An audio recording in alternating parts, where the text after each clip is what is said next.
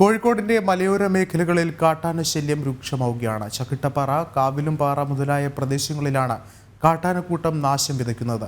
ആനശല്യം കാരണം വീടൊഴിഞ്ഞു പോകേണ്ട ഗതികേടിലുമാണ് പലരും.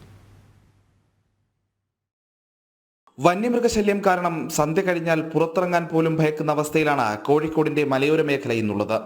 ഇരുട്ട് വീണു തുടങ്ങുമ്പോഴേക്കും വന്യമൃഗങ്ങൾ നാട്ടിലേക്ക് ഇറങ്ങും. കാട്ടുപന്നി മുതൽ കാട്ടാനക്കൂട്ടം വരെയുണ്ട് ഇക്കൂട്ടത്തിൽ. കൃഷിനാശത്തിന് കയ്യും കണക്കുമില്ല. എന്ത് നട്ടാലും വിളവെടുക്കാൻ കഴിയാത്ത അവസ്ഥ. പന്നി കുത്തിമറിക്കാത്തത് കാട്ടാനകൾ ചവിട്ടിമെതിച്ച് കടന്നു പോകും. നമ്മൾ തീർത്തും ഭയപ്പെട്ട് തന്നെയാണ്.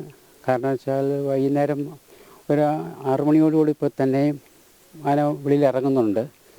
വീട്ടിലുള്ളവർക്കൊക്കെ ഇതുണ്ട്, എന്തെങ്കിലും കാര്യത്തിനൊക്കെ ആയിട്ട് പുറത്തേക്ക് പോകുമ്പോൾ ഈ ഭയപ്പാട് അവരും പ്രകടിപ്പിക്കാറുണ്ട്. അതിൻ്റെ ബുദ്ധിമുട്ട് ഞങ്ങൾ അനുഭവിക്കുന്നുണ്ട്.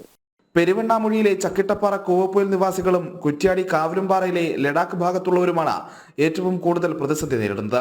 കൂവപ്പൊയിൽ ഭാഗത്ത് കഴിഞ്ഞ ഏതാനും ദിവസങ്ങൾക്കിടയിൽ തന്നെ 100ഓളം തെങ്ങിൻ തൈകളും 100ൽ കൂടുതൽ വാഴകളും കാട്ടാനക്കൂട്ടം നശിപ്പിച്ചു. സർക്കാരിന്റെ അവഗണനയും ആനശല്യം പരിഹരിക്കാനുള്ള നടപടികളില്ലാത്തതും കർഷകരെ പ്രതിസന്ധിയിലാക്കുന്നു. സർക്കാരിൻ്റെ ഭാഗത്തിൽ നിന്നുണ്ടാകേണ്ട അവഗണന കൂടിയാണ് ഇത് കാണിക്കുന്നത്. ആനയുടെ താരുകളിൽ സോളാർ പാനൽ വെച്ച് സോളാർ ഫെൻസിങ് വെച്ച് നിരോധിക്കണമെന്ന് ഞങ്ങൾ വർഷങ്ങളായിട്ട് ആവശ്യപ്പെടുന്ന ഒരു കാര്യമാണ്. 18.5 കിലോമീറ്റർ ദൂരത്തിൽ 3.5 കോടിയോളം രൂപ ചെലവഴിച്ച് ഫെൻസിങ് നടത്താൻ ഊരാളുങ്കൽ ലേബർ കൺസ്ട്രക്ഷൻ സൊസൈറ്റിയെ ഏൽപ്പിച്ചു എന്നാണെന്ന് പറഞ്ഞിരുന്നത്. ഇതുവരെ ഒരു നീക്കവും ഉണ്ടായില്ല. 4.5 മാസമായി. കുറ്റ്യാടിപ്പുഴ നീന്തിക്കടന്നാണ് കൂവപ്പൊയിൽ മേഖലയിൽ കാട്ടാനകൾ എത്തുക.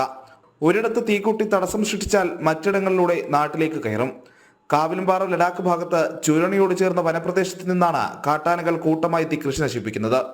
ശാശ്വത പരിഹാരങ്ങൾ ഉണ്ടായില്ലെങ്കിൽ കൃഷി അവസാനിപ്പിച്ച് മലയോരം വിടുകയല്ലാതെ മറ്റു വഴികളില്ലെന്ന് പ്രദേശവാസികളും പറയുന്നു. ജനം, കോഴിക്കോട്.